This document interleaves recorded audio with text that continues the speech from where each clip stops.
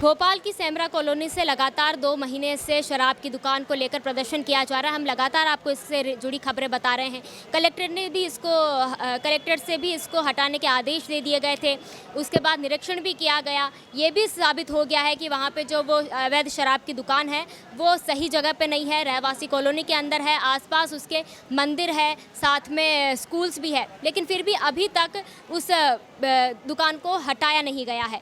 हमारे साथ उस कॉलोनी के लोग मौजूद हैं जो आज फिर से कलेक्ट्रेट आए हैं अपनी शिकायत लेकर। क्या नाम है? मेरा नाम विशाल कुरील है और हम ये नवी जन सुनवाई में लगातार आ रहे हैं। और पिछले 21 तारीख को हमारी जबलपुर में हाई कोर्ट के अंदर माननीय मुख्य न्यायाधीश के यहाँ पेशी थी, जिसके अंदर माननीय मुख्य न्यायाधीश जी ने बोला कि ये आपको सिविल का केस लड़ने की ज़रूरत नहीं है, ये उसके दस्तावेज हैं, क्योंकि सुप्रीम कोर्ट ने सभी केंद्र शासित राज्य हों चाहे राज्य शासित राज्य हों एक आदेश दिया है कि जिसमें अगर स्कूल, रहवासी इलाके, धार्मिक संस्थान हों, अगर 150 मीटर दूरी पर भी हैं तो उनको हटाया जाए। और ये आदेश जनता के सामने ना कोई राज्य सरकार ने रखा, ना किसी शासन प्रशासन के अधिकारियों द्वारा रखा गया। सिर्फ ये अवहेलना करी जा रही है माननीय सुप्रीम कोर्ट की, देश का सर्वोच्च न्यायालय जिसकी लगातार अवहेलना कर रहे हैं ये भ्रष्ट अधिकारी। और सबसे बड़ा वीरेंद्र धाकड़, जो कि वीरेंद्र धाकड़ सहायक आयुक्त जो आबकारी विभाग के हैं, उन्होंने सबसे बड़ा गेम खेला है हमारे साथ में, लल्ला सेवरी जो ठेकेदार हैं उनके साथ मिलकर। लेकिन हम उनके गेम को नहीं चलने देंगे। हम माननीय न्यायालय तो पहुंच ही गए हैं।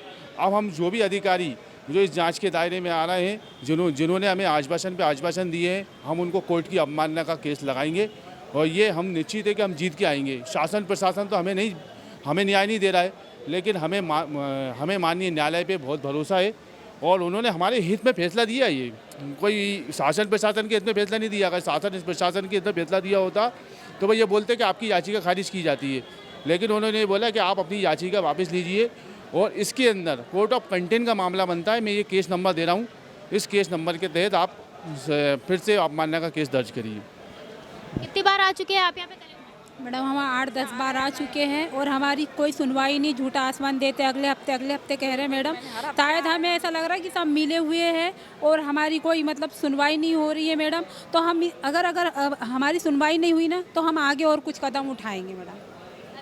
कोर्ट का आदेश तो आ गया है कि वहाँ से दुकान हटाई जाए, यहाँ पे आप कलेक्टर से भी बोलने आए हैं, फिर भी अगर आपकी बात नहीं मानी गई तो क्या करें? तो मैडम हम फिर अब रानी की झांसी बन जाएंगे, हम झांसी की रानी बन जाएंगे मैडम। कुछ तो करना ही पड़ेगा ना। हमारा घर बर्बाद हो रहा, हम परेशान हो रहे हैं। हमारे दरवाजे पे वो बाटलें फेंकी जा रही है, थूक रहे, दीवार ख़राब कर रहे हैं, जाने जाने परेशानी और सामने गलत वो कर रहे हैं, गलत हरकतें कर रहे हैं। तो मैडम हम चुप कब तक के बैठेंगे? हम सबसे परेशान हो गए बोल बोल के। अब नहीं मानेंगे तो मैडम हम आगे कदम उठाएंगे। क्यों लगातार जब सबने आदेश दे दिए तो मान क्यों नहीं रहा? कौन किसके मिली? क्यों नहीं मान रहे हैंगे? वो तो उनको ही मालूम होगा क्यों नहीं मान रहे होंगे। क्या आपको लगता है कि इनको पैसा वगैरह मिल रही है होगा जब भी तो ये नहीं हटा रहे हैंगे।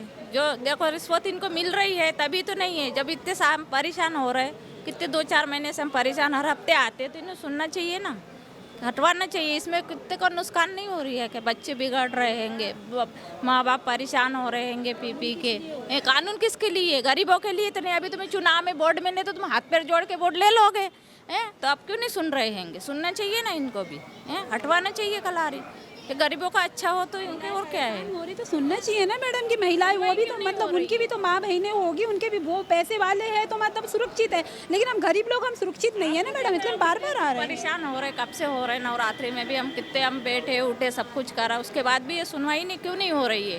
ये तो आपको आप जानो क्यों नहीं हो रही है। यहाँ पे सबके आदेश है, सब कुछ है, 2 महीने से लोग परेशान हैं, लेकिन सवाल सिर्फ एक ही है कि आखिर जब कोर्ट का आदेश आ गया है, सब जगह से आदेश है, तो आखिरकार इनकी सुनी क्यों नहीं जा रही है? और वो जो अवैध शराब की दुकान है वो अभी तक वहाँ पर क्यों है? सवाल यही है, लेकिन इसका जवाब अभी तक नहीं मिला है। अब देखना ये होगा कि क्या प्रशासन सुनता है, क्या कोर्ट के आदेशों की अवहेलना की जाती है। मेरा नाम हिमानी है, कैमरे के पीछे मेरे साथी गौरव है। देखते रहिए नेशन मिरर।